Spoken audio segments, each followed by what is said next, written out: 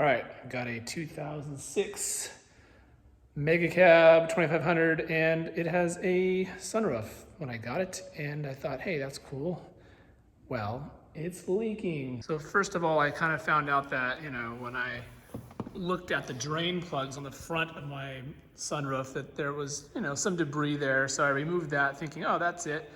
And then I poured some water down it with a water bottle, and come to find out, I think it's important where you pour the water, because it started leaking from the headliner, and I think that was actually just related to where I put the water. I think that's not a place where water normally drips in from a leaking moonroof or sunroof. So anyways, that led me down a wrong path for a little bit, but ultimately I found out that the drain plug, the drain tubes, the front drain tubes on my truck were disconnected from the little nipple that comes out back here. And so I was getting a wet floor, and I'm not still 100% sure why I was getting a wet floor, but my suspicion is there was some debris down underneath here, and probably the water just kind of traveled through the floor and underneath the carpeting. When I tested it now, the water comes right out where it's supposed to come out, this nipple here. So I was able to, by removing the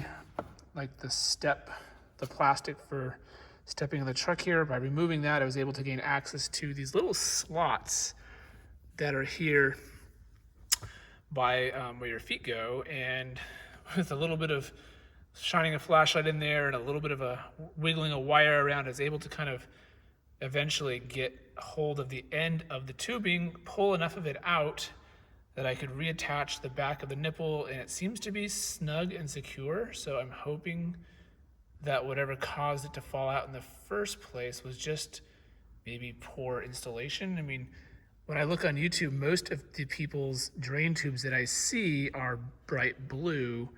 And if that was the factory color, it leads me to think that mine have been replaced already by somebody. And maybe when they replaced it, either it wasn't installed very well, or maybe it doesn't fit very well and it's just gonna shake out with vehicle vibration. So either way, I'm going to be monitoring it. And now there's a really easy test that I feel comfortable doing, where I just, carefully make sure I know where I'm pouring the water in. I think you just want to make sure you get as close to the drain hole as you can, and you'll see if it comes out this nipple right away, things are working. So hopefully that'll save you some time and not have to tear your headliner out.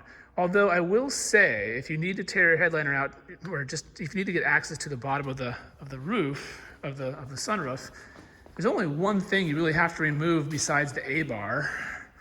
So after removing the A-bar here, I just pulled out the 3 torque screws for this, and that gave me enough leverage that I can pull this down, and I can see in there, if you look in the background there, that is actually my drain tube connecting there. So I can easily access it and reconnect it without having to remove anything else if I'm gentle with it. So that allowed me to troubleshoot what was going on and where the water was coming out.